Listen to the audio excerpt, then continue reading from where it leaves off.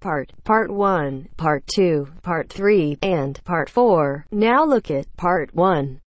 Part 1. You will hear part of a telephone conversation between a customer and a sales agent. First, you have some time to look at questions 1 to 6.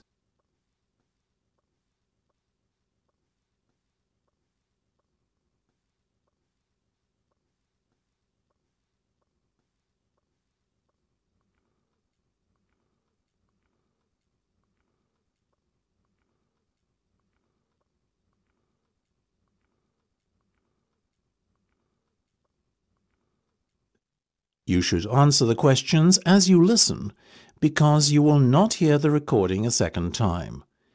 Listen carefully and answer questions 1 to 6. Now, before we go any further, could you please confirm your full name for me? Of course, it's Marge Thompson. MARGETHOMPSON. Thank you, Marge. That's great. Now, Marge, the next thing I'm going to do is provide you with a booking reference. You should quote this in any further communication you have with us. OK, just let me get a pen. Go ahead. Very well. It's 777 000 44 22. That's 777 000 44 22. Got it? Yes, thank you. And just to confirm, you want to hire a car for 14 days, is that right? Exactly. Right, I can confirm that you'll be issued with a Tigray Sword Star. What's this Tigray sword thing? Oh, my apologies. That's the model of car we've allocated to you for the hire period. Oh, I see. Sorry, I'm not that well up on car models. No worries. I'll give it to you again. Mind you, it's 2 words. Tigray Sword Star. That's Tigre SWORDSTAR. Perfect, got it. And that's going to be at the airport when I get there on the 2nd of July, right? Right. At 3 p.m, it'll be there waiting for you. Lovely. Where should I go to collect it? The hire car centre? No, you're arriving at the South Terminal. The hire car centre is in the North Terminal Blue Car Park. Instead, your car will be waiting in the South Terminal Blue Car Park. That'll save you a long walk. Oh, even better. And when do I have to have the car back by? Well, we give you a period of grace. So once it's back by the 17th of July, at or around 6 p.m, there won't be any problem. Well, as I'm flying back on the 16th, there certainly won't. I'll surely have it back by the return date. Otherwise, I'll be in big trouble. Indeed. Now, what type of insurance would you like? Fully comprehensive, of course. Naturally, right. We'll put you down for the comprehensive then, but I must inform you that there's an excess of £500. After that, you're covered for everything. Fine. That's pretty standard these days. Before listening to the rest of the conversation, you have some time to look at questions 7 to 10.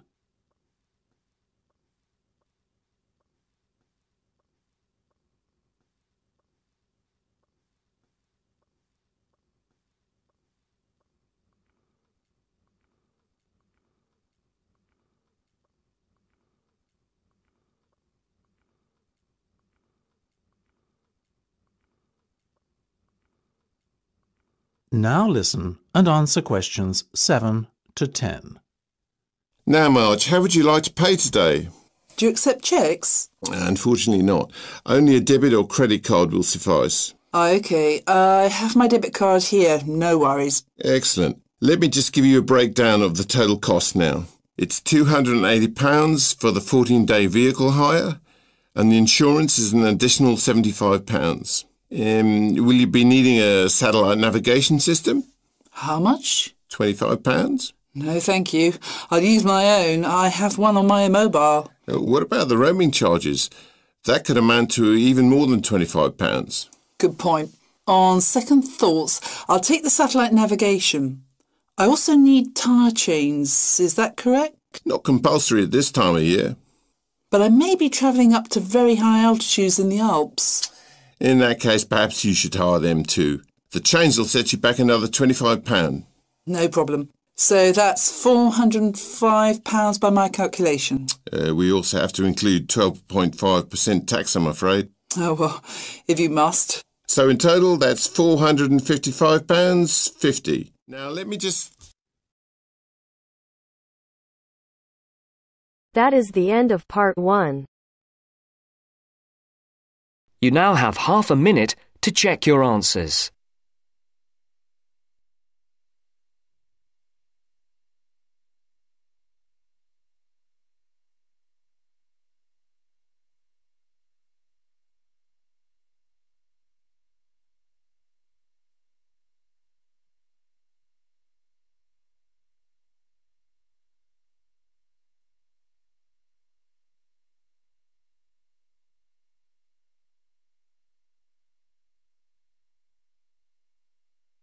Now turns to part 2.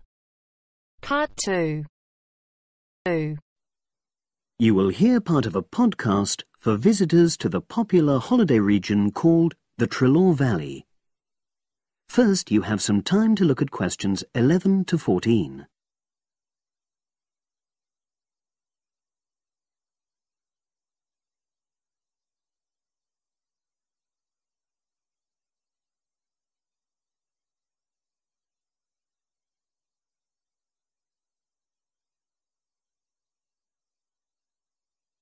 Now listen and answer questions 11 to 14.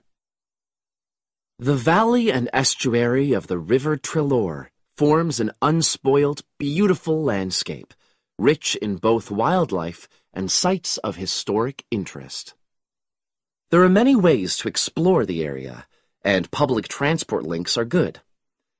It is possible to leave your car behind and travel by boat, train, or bus, with just short walks in between stops. The Trelaw Valley Passenger Ferry runs between villages along the river estuary and provides a link with a train station at Barry, which is about 10 minutes' walk from the riverside village of Calton. In the past, the river was the main form of transport in the area, and as in the past, today's ferry service operates according to nature. The river estuary is tidal, and so the ferry timetable differs from day to day, according to the times and height of the tide. The ferry is also seasonal, normally running between April and September, depending on the weather. A timetable for the whole year can be downloaded from the internet by visiting www.trelawferry.co.uk. If you just want to sit and relax and enjoy the lovely scenery, you can take a river cruise to Calton and back from the nearby city of Plymouth. In the past, steamships brought early tourists along the same route. Queen Victoria and her family enjoyed such a trip in 1856. The journey is quicker these days. The round trip takes between 4 and 5 hours, depending on tides and weather. If you prefer, you can travel upriver by boat and return to Plymouth by train. All cruise boats and trains have wheelchair access. For more information and for departure times, ring Plymouth Boat Cruises on 017-528-23104. Trains run several times a day throughout the year between Calton and Plymouth, with various stops in between. They are used by both local commuters and tourists who want to enjoy the beautiful scenery. The highlight of the journey is crossing the river on the stunning viaduct, which was built at the beginning of the 20th century and towers 120 feet over the water. It is unnecessary to book, and tickets can be bought on the train. For information about fares and timetables, contact National Rail Enquiries by phone or online. The bus service in the Trelaw Valley now connects all train stations and villages in the area. Especially for holidaymakers, there's a Rover ticket which can be used at weekends and on national holidays and allows unlimited journeys on those days. The Rover ticket provides great value for money and is now even cheaper than it was last year. An adult ticket costs £5.50 a day. Senior citizens can travel for £4.50, and a family ticket for up to 5 people costs just £12. Tickets can be bought on the bus. Now you have some time to look at questions 15 to 20.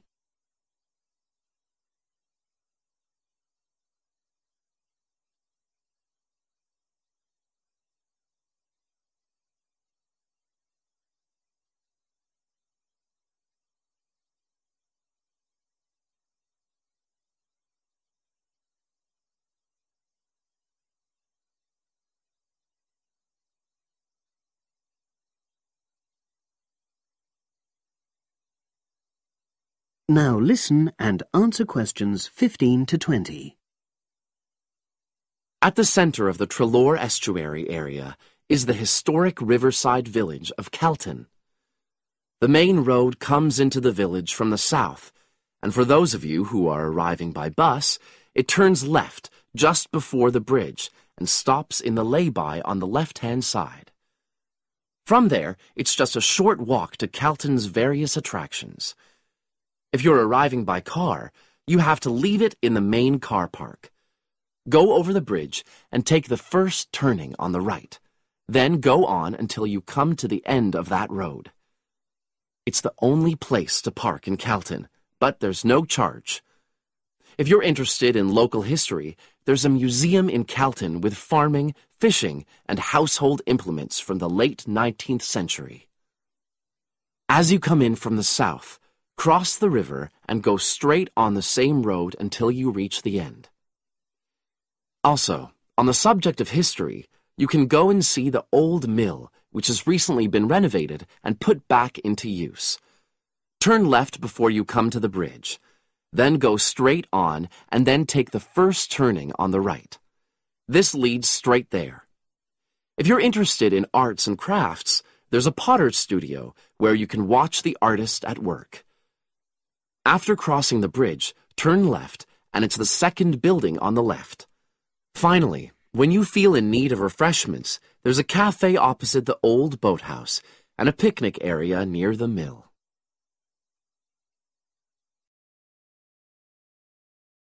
That is the end of part 2. You now have half a minute to check your answers.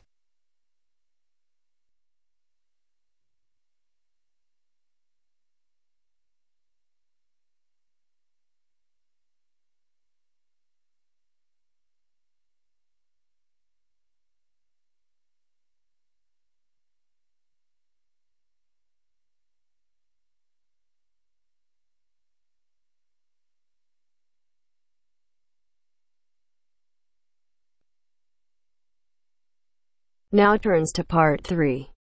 Part 3. Look at this advertisement for a job.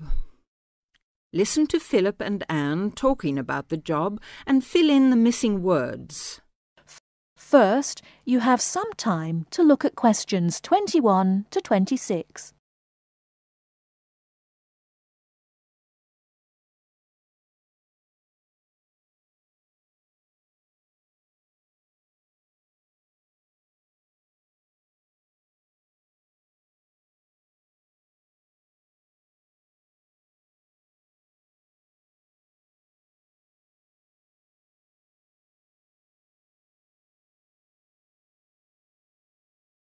Now listen carefully and answer questions 21 to 26.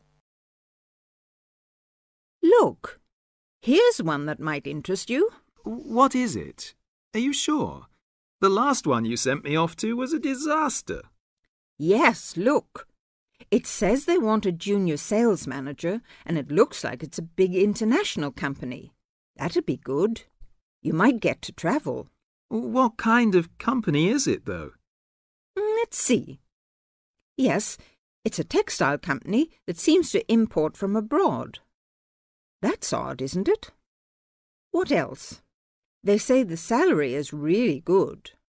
They operate a system of paying you a basic salary and then offering sales commission on top of that. They say it's high. And, oh, look, They give you a car to travel round in. Gosh, that's not bad, is it? Do they say anything about experience? Let's see. No, they want someone young with ambition and enthusiasm. Oh yes, they want graduates, so that's okay. You've been to university. Now what else? Let's see. There must be some catch.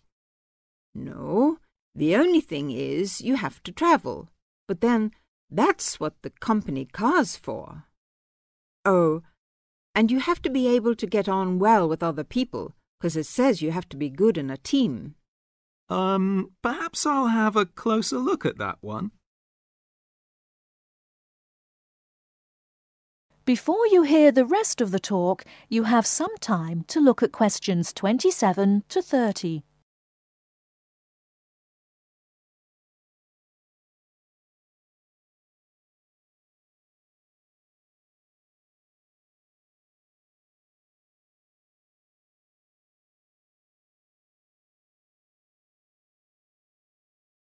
Now listen and answer questions 27 to 30. Now, could you tell us more about what you do in your department? I mean, what research are you actually doing at the moment? We're trying to find out as much as we can about dreams. There's one area that we're particularly interested in at the moment, and that is what we call directed dreaming. Directed dreaming? What is that exactly? Let me explain.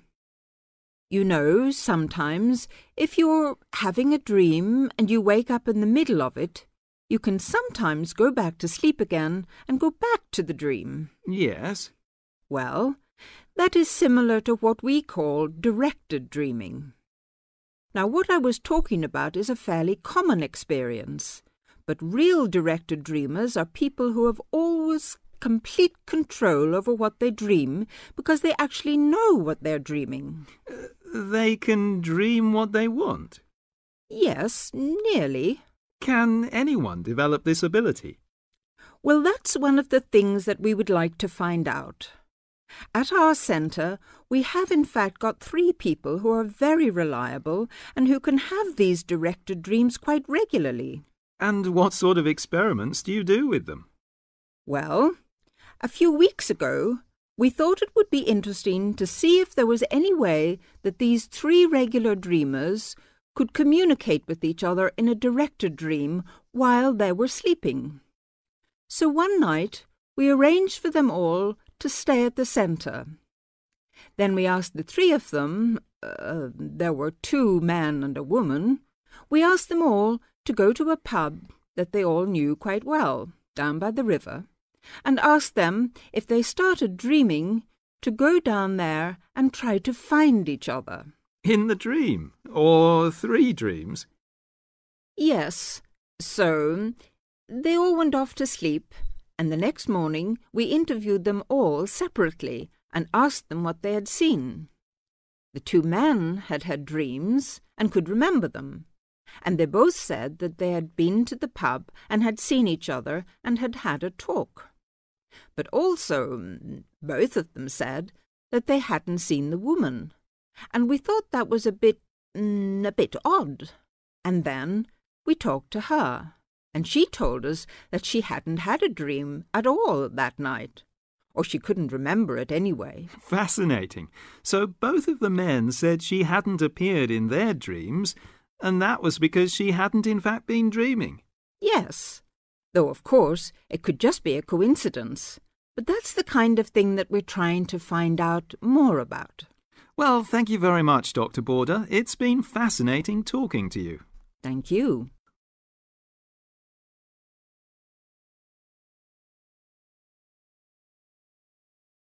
That is the end of part 3.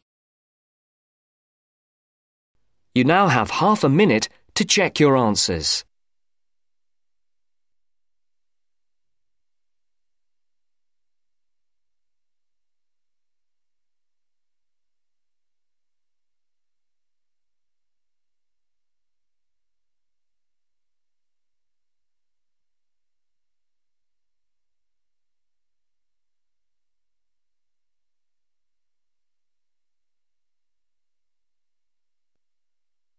Now turns to Part 4.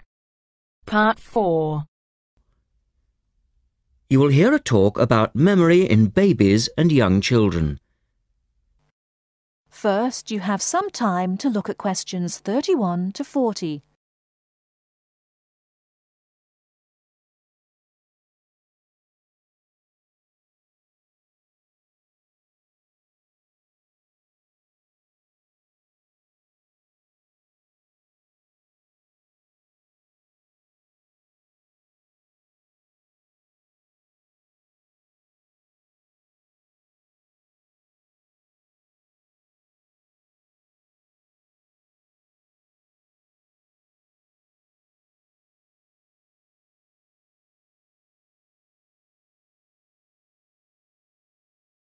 Now listen carefully and answer questions 31 to 40. We're going to look today at some experiments that have been done on memory in babies and young children. Our memories, it's true to say, work very differently, depending upon whether we are very old, very young, or somewhere in the middle. But when exactly do we start to remember things? And how much can we recall? One of the first questions that we might ask is, do babies have any kind of episodic memory? Can they remember particular events?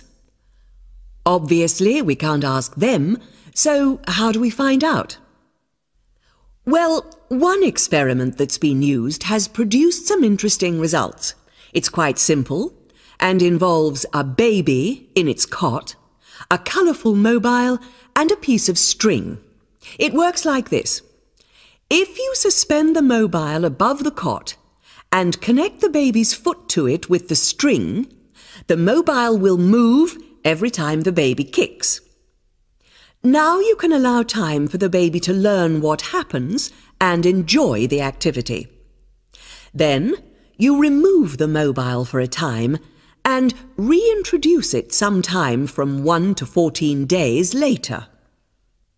If you look at this table of results, at the top 2 rows, you can see that what is observed shows that 2-month-old babies can remember the trick for up to 2 days, and 3-month-old babies for up to a fortnight. And although babies trained on one mobile will respond only if you use the familiar mobile, if you train them on a variety of colours and designs, they will happily respond to each one in turn. Now, looking at the 3rd row on the table, you will see that when they learn to speak, babies as young as 21 months demonstrate an ability to remember events which happened several weeks earlier. And by the time they are 2, some children's memories will stretch back over 6 months, though their recall will be random, with little distinction between key events and trivial ones. And very few of these memories, if any, will survive into later life. So, we can conclude from this that even very tiny babies are capable of grasping and remembering a concept. So, how is it that young infants can suddenly remember for a considerably longer period of time? Well, one theory accounting for all of this, and this relates to the next question we might ask, is that memory develops with language. Very young children with limited vocabularies are not good at organising their thoughts. Though they may be capable of storing memories, do they have the ability to retrieve them? One expert has suggested an analogy with books on a library shelf. With infants, he says, it's as if early books are hard to find because they were acquired before the cataloguing system was developed. But even older children forget far more quickly than adults do. In another experiment, several 6-year-olds, 9-year-olds and adults were shown a staged incident. In other words, they all watched what they thought was a natural sequence of events. The incident went like this. A lecture, which they were listening to, was suddenly interrupted by something accidentally overturning. In this case, it was a slide projector. To add a third stage, and make the recall more demanding, this accident was then followed by an argument. In a memory test the following day, the adults and the 9-year-olds scored an average 70%, and the 6-year-olds did only slightly worse. In a retest 5 months later, the pattern was very different. The adults' memory recall hadn't changed, but the 9-year-olds had slipped to less than 60%, and the 6-year-olds could manage little better than 40% recall. In similar experiments with numbers, digit span is showed to vary. That is the end of part 4. You now have half a minute to check your answers.